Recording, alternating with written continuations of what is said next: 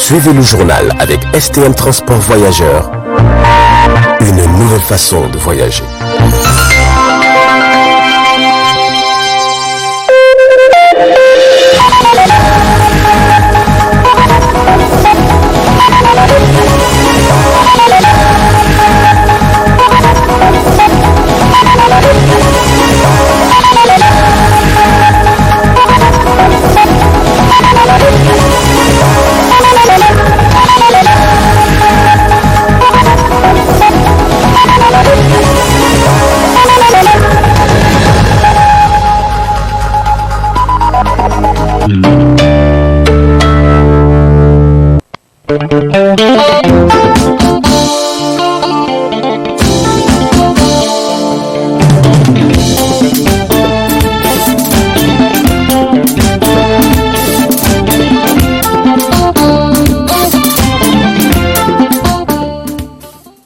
Mes chers compatriotes, le dimanche 27 décembre 2020, vous avez été appelés aux urnes pour choisir un président de la République et vos représentants à l'Assemblée nationale. Le vote s'est passé dans de bonnes conditions d'organisation logistique, ayant notablement pris en compte les insuffisances constatées lors des élections municipales du 13 décembre 2020. Je rends un hommage appuyé à la Commission électorale nationale indépendante, CENI, pour la qualité du travail qu'elle a ainsi accompli. Je voudrais surtout saluer le calme et la tranquillité remarquables dans lesquels vous avez rempli votre devoir civique ce dimanche 27 décembre 2020. Vous avez ainsi fait honneur à notre pays, vous avez fait honneur à notre continent. Le vote s'est bien passé et votre choix a été on ne peut plus clair. J'ai eu l'insigne privilège de recueillir 1 879 543 voix, soit 39,33% des suffrages exprimés valables. Je me réjouis de ce soutien massif que vous m'avez témoigné de façon uniforme sur l'ensemble du territoire national. Avec un vote aussi fort, vous avez fait l'option d'une victoire annoncée pour le scrutin du second tour programmé pour le 21 février 2021. Cela est d'autant plus vrai que pour le scrutin législatif du 27 décembre, vous avez élu 80 députés de notre parti, le PNDS, sur les 166 que comptera l'Assemblée nationale en attendant l'organisation des élections législatives dans la circonscription des Nigériens de l'extérieur. En donnant presque la majorité parlementaire à notre seul parti, vous avez clairement indiqué qui exercera le pouvoir pour les 5 prochaines années. Mes chers compatriotes, vous imaginez certainement le bonheur que je ressens de vous voir m'accorder une telle adhésion lors du premier scrutin auquel je prends part. Notre pays est un pays bien singulier. Il est riche des valeurs rares conférées à lui par sa géographie, son histoire et sa culture spécifique. Notre démocratie est d'une vitalité dont le modèle est rare en Afrique. Je suis fier d'incarner les aspirations de notre peuple à ce vivre ensemble qui fait l'authenticité de l'expérience de notre construction nationale ainsi que de notre modèle de démocratie. Le vote du 27 décembre 2020 a consacré une avancée décisive de notre pays dans le sens du raffermissement de sa démocratie. Le plus grand mérite revient au président de la République, Issoufou Mahamadou, dont l'élégance du comportement en a fait l'un des Africains les plus respectés au monde. Je voudrais ici lui témoigner toute ma reconnaissance et mon admiration. Je voudrais aussi témoigner ma reconnaissance à tous les partis politiques organisés au sein de la coalition Bazoum 2021 qui m'ont soutenu à l'occasion du scrutin du 27 décembre. Je voudrais enfin remercier tous qui, à un titre ou à un autre, m'ont aidé en prière comme en action. La large convergence de toutes ces volontés a abouti aux résultats fabuleux auxquels nous sommes parvenus.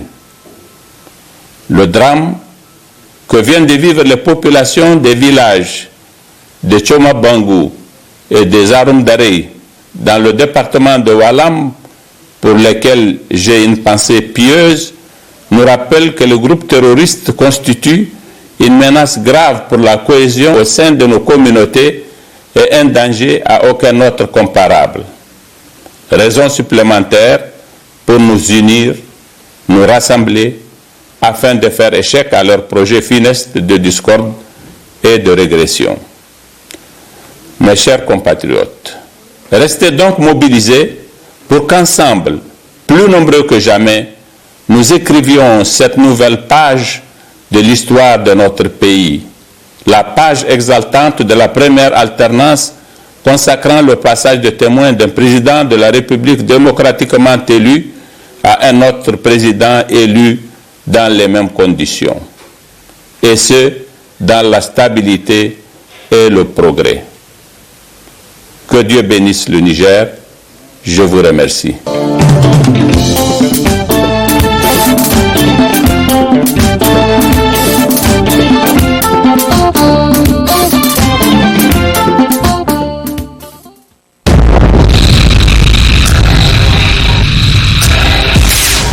Nous passons à l'élection présidentielle au tour du 27 décembre 2020. Il s'agit bien sûr des résultats du groupe de voix.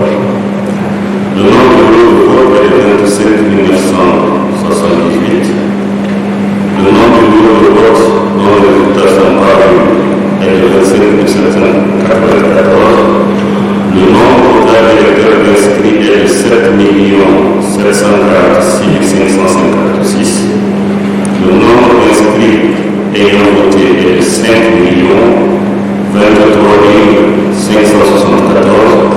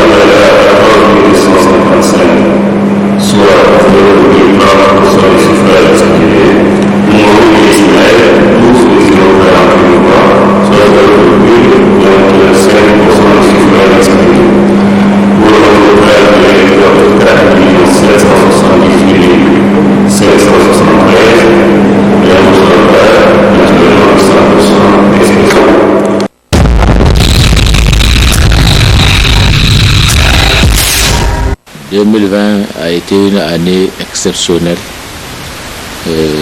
négativement exceptionnelle d'ailleurs, il faut le souligner, puisque c'est une année où nous avons traversé, où nous vivons encore une pandémie qui a suspendu toutes les activités économiques en dehors des conséquences sanitaires qu'elle a induites dans notre pays et dans le monde entier. L'année 2020, on peut dire que le bilan est négatif, puisque sur le plan des conditions de vie des travailleurs, tout a régressé. Il y a même eu des licenciements, il y a eu des réductions de salaire. Donc vraiment c'est une année négative pour les travailleurs. En dehors donc de cette pandémie, vous savez bien qu'il y a eu les inondations dues au changement climatique qui ont causé énormément de dégâts, beaucoup de déplacés sur l'ensemble de notre territoire national. À part donc ces deux fléaux, il y a la question la plus sensible, la gangrène même de notre société, qui est le terrorisme, qui a en tout cas progressé encore au lieu de reculer, qui a progressé, où on a enregistré beaucoup de pertes en vies humaines, tant sur les forces de défense et de sécurité que sur les populations civiles. Donc vraiment c'est une année complètement négative. J'allais dire que cette année a été faite dans un contexte électoral où, en dehors des préoccupations liées à la pandémie et aux inondations, le gouvernement n'a eu aucun temps pour les travailleurs. Il n'a eu aucun temps pour les travailleurs, puisque de tous les accords que nous avons signés, très peu ont fait l'objet d'un regard de la part du gouvernement.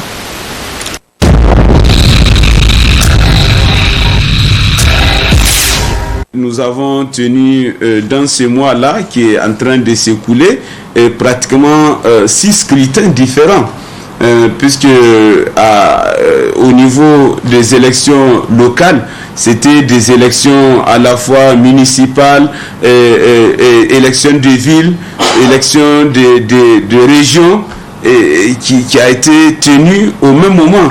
Et ensuite, on a fait une élection présidentielle premier tour couplée aux législatives. Ça veut dire que les citoyens nigériens ont été véritablement assez civiques pour supporter justement cette épreuve à la fois d'enrôlement, de publication des listes, de vérification des listes, ensuite des opérations de vote, ensuite l'attente des résultats. Parce que c'est pour la première fois qu'on va assister à une transition véritablement démocratique entre un président donc qui finit son mandat, lui-même élu, à un président donc qui prend le relais, qui est lui-même élu. Mais cette expérience-là va nous permettre de faire une évaluation et de faire une autocritique pour permettre à ce que maintenant les uns et les autres comprennent ce que c'est véritablement se présenter à une élection présidentielle.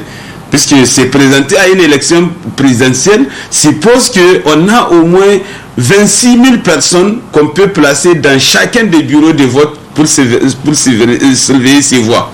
Puisque 26 000 personnes multipliées par 3 jours, c'est-à-dire au moins la veille du scrutin, le jour du scrutin et le jour d'acheminement des résultats, même en termes de 5 000 par personne et par jour, vous êtes dans les 480.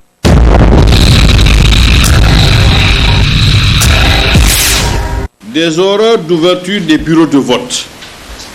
Il est à noter que la plupart des bureaux de vote visités ont ouvert avec retard par rapport à l'heure de 8 heures indiquée.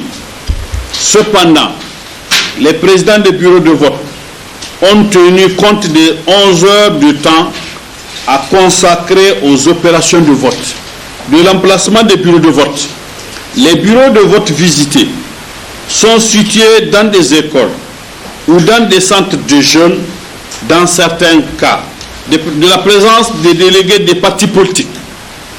Dans les bureaux de vote qui ont fait l'objet d'observations, beaucoup de partis politiques et candidats indépendants n'ont pas de délégués. De la composition des bureaux de vote, l'ensemble des bureaux de vote visités ont respecté la composition telle que prévue par le code électoral. Du déroulement des votes, les observateurs de la CDTN ont constaté dans les bureaux de vote visités que les opérations se sont déroulées dans le calme et la sérénité. Néanmoins, la distanciation sociale n'était pas partout respectée. De la présence des forces de défense et de sécurité, il a été observé la présence effective de forces de défense et de sécurité dans les bureaux de vote visités. Des mesures sanitaires. Certains bureaux de vote visités ne disposent pas de dispositifs de lavage de mains. Le gel hydroalcoolique, bien que disponible, n'est pas utilisé par les électeurs. Le port de la bavette n'a pas été de mise tant par les membres du bureau de vote que par les électeurs. Du comportement des électeurs. Une forte affluence des électeurs a été constatée dans l'ensemble des bureaux de vote visités. Les opérations de vote se sont déroulées dans le calme et la sérénité. Du dépouillement, du décompte et de la proclamation des résultats. Malgré que ce soit intervenu dans la soirée, dans la plupart des cas, le processus s'est déroulé de manière acceptable, en présence des acteurs concernés dans tous les bureaux de vote qui ont fait objet d'observation.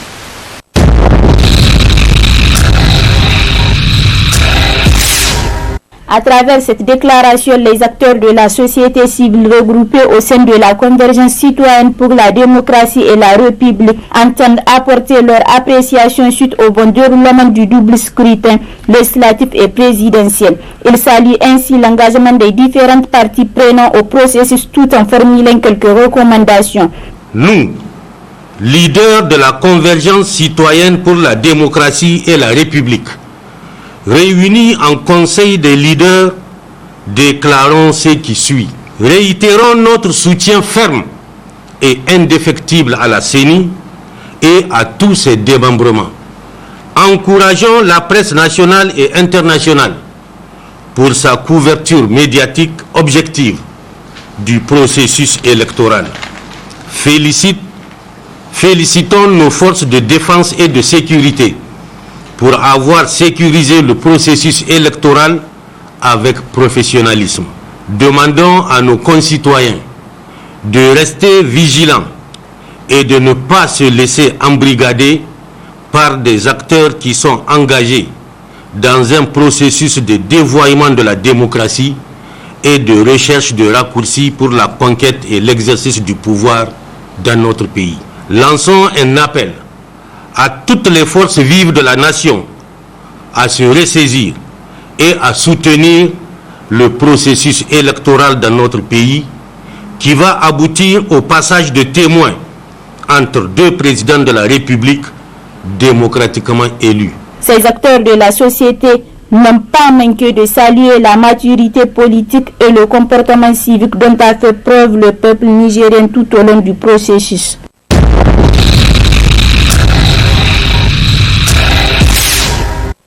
D'abord, on doit remarquer, pour nous en féliciter, que les populations sont sorties massivement pour voter, contrairement aux élections locales, ce qui traduit une prise de conscience de l'enjeu majeur de cette élection, à savoir sauver le Niger. Dans l'ensemble, le vote s'est déroulé dans la paix, la sérénité, à l'exception notable de Tassara, qui a enregistré une attaque d'un bureau de vote à 70 km de Tilia, entraînant la mort de 4 personnes, 3 assaillants et des blessés graves, dont un est actuellement soigné à Niamey, dans un état critique.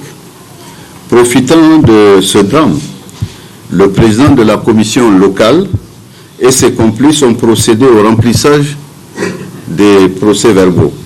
Et seuls 8 bureaux de vote ont réellement fonctionné. Et pourtant, c'est un score fantastique de 21 000 votants qui nous a été servi. À Djeladio, dans le département de Saï également, du matériel électoral a été détruit. 3 personnes et 3 urnes ont été enlevées.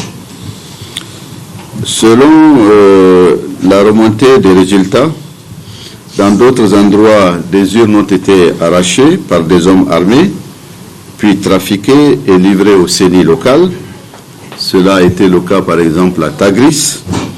Il faut aussi noter qu'à Ilela, le président de la CENI a refusé dans un premier temps de considérer les urnes ainsi trafiquées, car elles ont été acheminées par des véhicules du PNDS Taraya. Au niveau de la compilation des résultats, au niveau des CENI locales, des personnes se présentant comme membres de la CENI se sont installées dans les bureaux de vote des CENI locales, équipées d'ordinateurs et se chargeant d'envoyer les résultats à Niamey. Cette situation très grave mérite des clarifications immédiates de la part du président de la CENI et le rappel sans condition des instruits.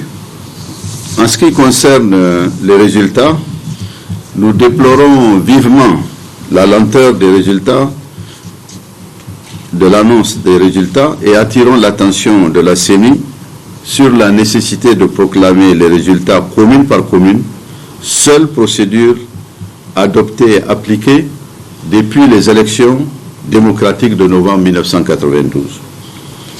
Dans tous les cas, nous portons à la connaissance de l'opinion nationale et internationale que nous disposons des copies des procès-verbaux de dépouillement de la quasi-totalité des communes et qu'à ce jour, 30 décembre 2020, les résultats compilés par nos équipes de près de 195 communes sur les 266 montrent clairement que la coalition 2021 et alliés mène la course largement en tête.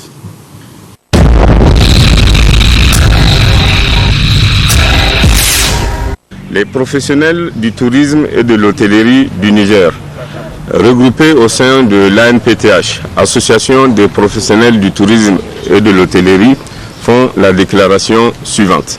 Prennent acte des mesures prises par le gouvernement, dénoncent la stigmatisation récurrente du secteur par les autorités censées pourtant le protéger, dénoncent le caractère sélectif de la mesure, informe l'opinion publique nationale et internationale qu'à ce jour, la plupart des mesures d'accompagnement annoncées par les autorités depuis la première vague de la pandémie n'ont pas été mises en œuvre, contrairement à ce qui a prévalu dans la plupart des pays touchés par le même fléau. Rappelle que le secteur du tourisme et de l'hôtellerie contribue à hauteur de 4% du PIB national et constitue un puissant levier de lutte contre le chômage à travers de nombreux emplois directs et indirects qu'il génère.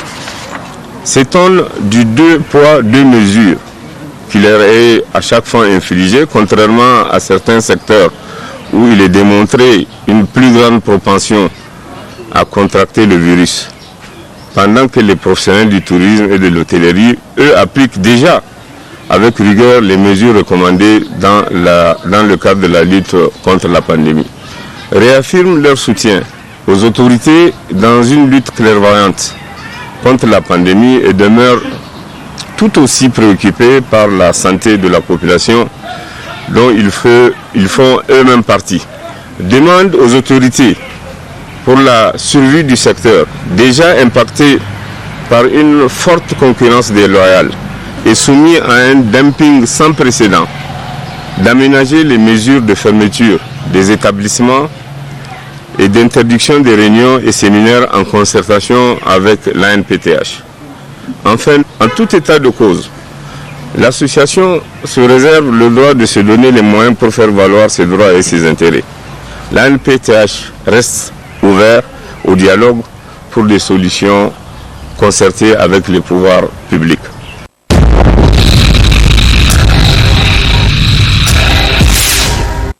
la joie que vous voyez derrière vous et partout. Tout ce monde est sorti pour voir ce qui se passe et on espère que cette année sera une année de bonheur et aussi qu'on sorte. Comme vous savez déjà, l'année 2020 était l'année de confinement, de coronavirus et tous les faits que les gens ont déjà cités. Et on espère que tout ça finisse et l'année 2021 sera une année donc très bonne, Inch'Allah. Bon, aujourd'hui c'est la nouvelle année 2020. Après Covid, aujourd'hui on vit en 2021. C'est une chance pour nous. On n'a qu'à remercier le bon Dieu d'être présent en 2021. Je suis sorti pour voir comment les gens célèbrent ici la fête et surtout la beauté de la fête avec le feu d'artifice, tout ça a été un peu perturbé par la pandémie de la Covid et avec tout ça, c'était pas une année facile, mais on espère, on attend beaucoup puisque on a beaucoup programmé de faire en 2020, mais comme a été un peu perturbé, on a gardé ça pour le 2021. Donc Inch'Allah, on espère beaucoup et tout neveu de réussite, de santé, de prospérité.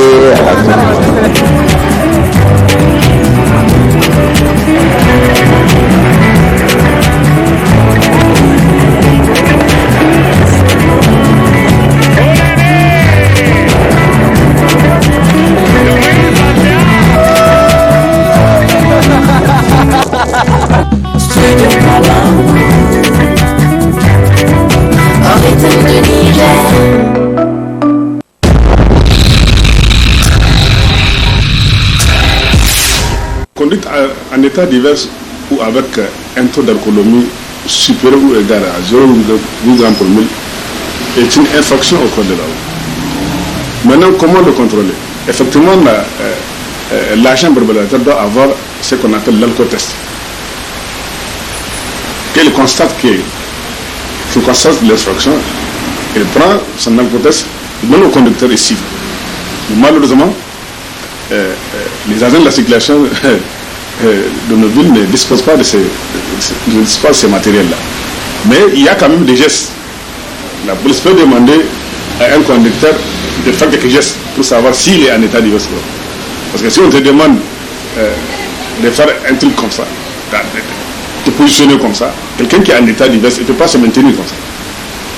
Tout de suite, tu vas voir, il va commencer à balancer. Il y a plusieurs tests, en dehors même de l'alcotests. Mais en fait, le danger, c'est quoi? C'est que la police, elle n'est pas présente partout dans la circulation. Il y a eu insuffisance de contrôle routier, il faut le dire. Sincèrement, Niamey est vaste, le pays même est vaste. Quand vous prenez Niamey, la ville de Niamey, la police n'est pas partout. Donc il faut un système de contrôle automatisé, c'est-à-dire, par exemple, quand vous prenez sur l'excès de vitesse, même s'il n'y a pas la police, si on a les radars qui flèchent les conducteurs, flèchent un conducteur qui est en excès de vitesse, ça peut régler instantanément. Et ça ne coûte même pas grand-chose. Parce qu'exactement aujourd'hui, il y a des lampes qui sont affectées pour contrôler la vitesse du conducteur. Avec un policier voit que tu es en excès de vitesse, il suffit d'allumer cette lampe sur ta plaque d'immatriculation, ça capte automatiquement la vitesse sur laquelle tu conduis. Ce sont des choses comme ça qu'on doit donner aux policiers. Il faut les équiper, parce que sincèrement, c'est de l'informel ce qu'ils font. Donc je pense que eux-mêmes, ils n'ont pas la politique de leurs moyens. Donc ce qu'il faut faire, si on veut diminuer, si on veut verbaliser ou sanctionner les conducteurs des délinquants routiers, je pense qu'il faut mettre à la disposition de ces policiers-là des matériels adéquats, modernes, qui répondent aux normes. Les parents doivent faire attention. Ils doivent éduquer leurs enfants, sur comment traverser une route. Ensuite, s'ils décident de les acheter un moyen de déplacement, vraiment, je souhaite à ce que ces parents-là puissent envoyer leurs enfants dans un centre d'éducation routière. Et surtout à la veille de cette fête de fin d'année, je lance un appel aux motocyclettes, les âgés vulnérables. qui sont les plus exposés, de faire tout pour acheter des casques de sécurité qui répondent aux normes et de les placer correctement, de les bien attacher. Parce que quand tu es sur une moto, tu passes ton casque, s'il n'est pas attaché, c'est même pas la peine. Parce que dès qu'il y a un choc, c'est ton casque qui tombe le premier avant toi.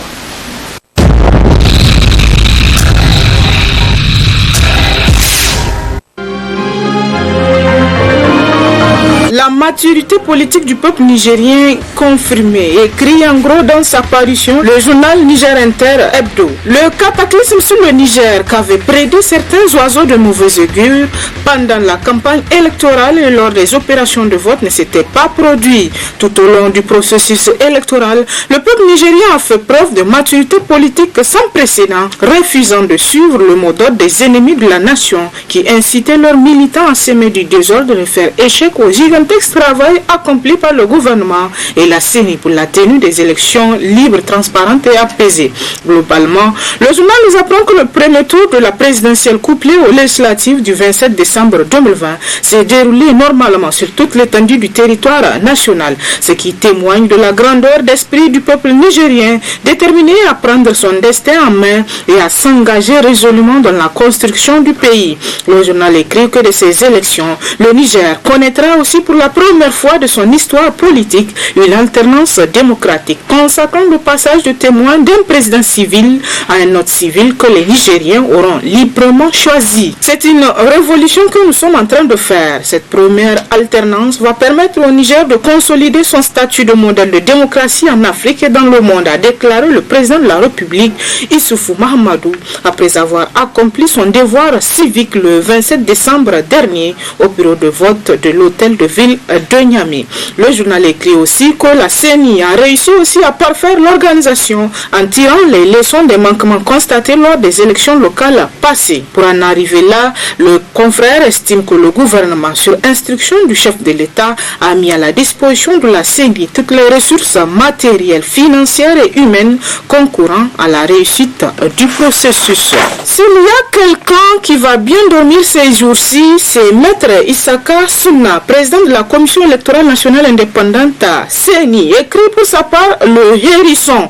Le hérisson qui rapporte que des fleurs jetées sur l'institution qu'il dirige pour avoir réussi l'organisation des élections générales du 27 décembre 2020. D'après les conclusions des différents rapports des missions d'observation des élections du dimanche dernier et des analyses des différents médias ayant couvert le double scrutin, aussi bien au plan national qu'international, tout s'est bien déroulé. Bien sûr, non sans quelques manquements inhérents à toute organisation humaine, mais rien de nature à compromettre la crédibilité des élections du dimanche dernier. Mieux, pour de nombreux observateurs, les ratés des élections locales du 13 décembre dernier, elles-mêmes saluées par une bonne partie de l'opinion nationale et internationale, ont été corrigées selon le confrère pour l'essentiel dans la tenue du double scrutin du 27 décembre 2020. Maître Issaka Souna confirme ainsi selon le confrère son expertise en matière électorale et honore par là même son pays qui prouve aux yeux de la communauté internationale qu'il a des ressources humaines compétentes et intègres. Ce n'est point être laudatif de reconnaître à Maître Issaka Souna le mérite d'avoir mené son bateau à bon port. N'est-ce pas que parmi les opposants au régime ayant joué à la politique de la chaise vide au sein de la CENI, doutant de la crédibilité du processus électoral, certains ont fini par reconnaître eux-mêmes la bonne organisation des élections, démentant ainsi leurs propres prédictions catastrophiques. Seulement après le vote, la fiabilité des résultats reste l'enjeu principal, écrit pour sa part le journal L'Éclosion dans ses titres. Après le long débat sur la crédibilité des organes en charge des élections au Niger, notamment la Cour constitutionnelle et la CENI, et après la tenue des élections locales, législatives et présidentielles premier tour, les regards sont désormais tournés vers la fiabilité des résultats issus des différents scrutins. Depuis Zender, où il a voté, le journal nous apprend que Mohamed Ousmane, fort du soutien de plusieurs partis, s'est dit inquiet suite à des manifestations constatées visant à fausser la sincérité du scrutin. Je pense que ces pratiques et ces actes qui sont minoritaires ne seront pas de nature à modifier profondément l'expression de la volonté populaire, a toutefois martelé l'ancien président de la République. Selon le confrère, cette inquiétude ce n'est pas que Mohamed Ousmane qui la partage. Il y a aussi les autres formations politiques de l'opposition comme de la majorité qui se disent inquiètes. Les déclarations de RPP Farila du Traberi, du MNSD Nassara ou du MPN Jamhouria, tous proches du parti au pouvoir, donnent matière à réfléchir. À côté de cela, le journal écrit que l'opposition politique n'a jamais caché ses appréhensions quant à la crédibilité dans l'organisation des différents scrutins. Les résultats des différents scrutins seront-ils acceptés de tous, s'interroge le journal, pour qui c'est la principale question qui taraude aujourd'hui l'esprit des observateurs de la scène politique nigérienne. Puis à la une du Monde d'aujourd'hui, attention, le hold-up électoral ne passera pas. Les Nigériens tiennent à ce qu'ils ont mis dans les urnes. Au second tour qui s'annonce de façon inéluctable, Bazoum sera coulé, écrit le confrère, sans marge de manœuvre en termes d'alliance notable pouvant le sauver du naufrage. Il risque de faire face à un tout sauf Bazoum, une perspective déjà dessinée à travers les requêtes adressées à la Cour constitutionnelle où pratiquement de nombreux leaders et partis politiques ont été partie prenante de ces requêtes contre Bazoum, accusés d'avoir usé depuis des décennies des fausses pièces d'état civil. Seynou Marou et le MNSD Nassara, Salou Jibo et le PJP Dubara, Ibrahim Yakoubou et le MPN Kishinkasa, Albadi Abouba et le MPR Jamhouria, Mohamed Hamissou Moumouni et le PJD Hakika ont tous contester la légitimité de la candidature de Bazoum Mohamed, nous apprend toujours le confrère. Dans un second tour, on sait à l'avance de quel côté ils vont se pencher afin de réaliser par les unes ce qui n'a pas été possible devant la Cour constitutionnelle. Pour sa part, le Canard en furie rapporte dans ses titres « Élections législatives et présidentielles du 27 décembre 2020. Le tout sauf Bazoum l'emportera-t-il ?»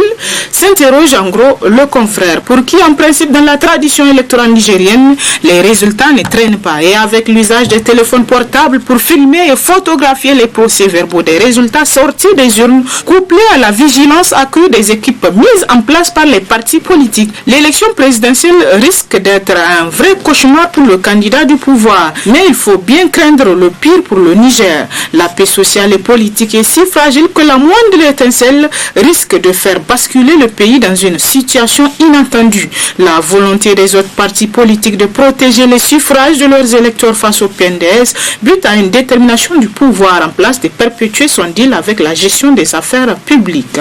Gouasse est grande et l'inquiétude pour la paix sociale est perceptible. Ce qu'il faut craindre selon le confrère, c'est que Bazoum soit déclaré gagnant au premier tour. Une telle éventualité pourrait, selon le confrère, mettre le feu aux poudres.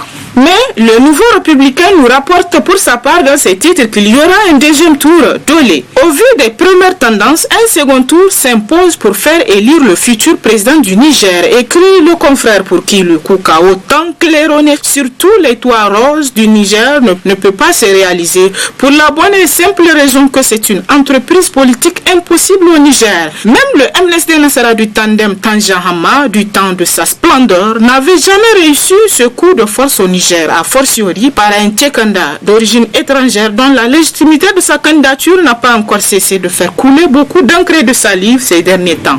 Dolé, forcément, il y aura un second tour pour cette élection présidentielle, écrit toujours le confrère. Lui-même, le président sortant, avait caressé ce rêve irréaliste à l'occasion de l'élection présidentielle de 2016 et s'était justement cassé les dents sur la réalité électorale du Niger, nous apprend toujours le confrère, pour qui, en dépit du déséquilibre des chances qu'il avait créé en emprisonnant son principal challenger, Hama Amadou, et en disposant à satiété des moyens de l'État, il s'était finalement résolu à concéder l'organisation d'un second tour contre son prisonnier politique.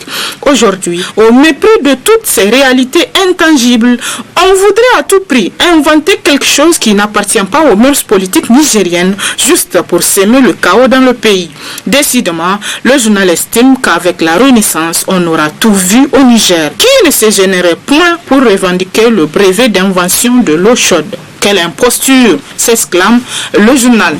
Et si l'histoire se répétait pour Ousmane, a constitué un des titres du journal L'Actualité. Décidément, M. Maman Ousmane n'est pas un homme politique comme les autres, écrit le journal, car son étoile politique ne loge pas visiblement dans le ciel, à la même enseigne que celle des autres hommes politiques nigériens. Pour preuve, il avait été le premier président démocratiquement élu au Niger, alors que grand monde ne le connaissait pas encore à cette époque. Parti presque de rien, il n'était qu'un simple commis de l'État, directeur du bureau d'ordre et de méthode rattaché à la présidence.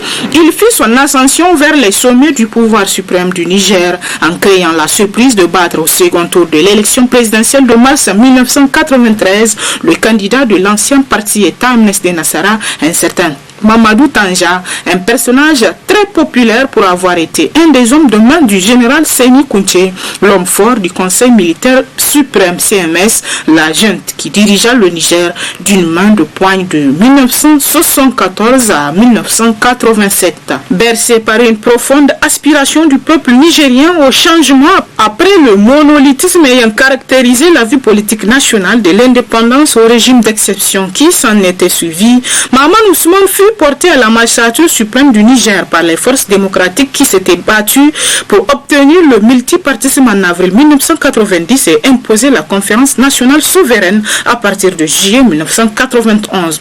Aujourd'hui, le journal nous apprend que plus d'un quart de siècle après cette première expérience démocratique au Niger, Mahaman Ousmane est le seul survivant de cette épopée historique du processus démocratique nigérien à se représenter à l'élection présidentielle, comme si quelque part l'histoire semblait bégayer. Sacré Ousmane, quelle longévité politique et surtout quelle ténacité politique. Selon le confrère, la particularité de cette année réside sans doute dans le soutien dont sa candidature vient de bénéficier de la part du leader du Loumanafa, Hama Amadou, qui a appelé ouvertement à voter pour lui à l'élection présidentielle du 27 décembre 2020. Raga erdi par ce soutien de poids de la part du principal opposant politique, le candidat du RDR Tchandji peut sereinement croire à un nouveau retour vers le futur, écrit toujours le confrère. Et c'est l'essentiel de l'actualité à travers les journaux cette semaine. Très bonne lecture et à la semaine prochaine, Inch'Allah.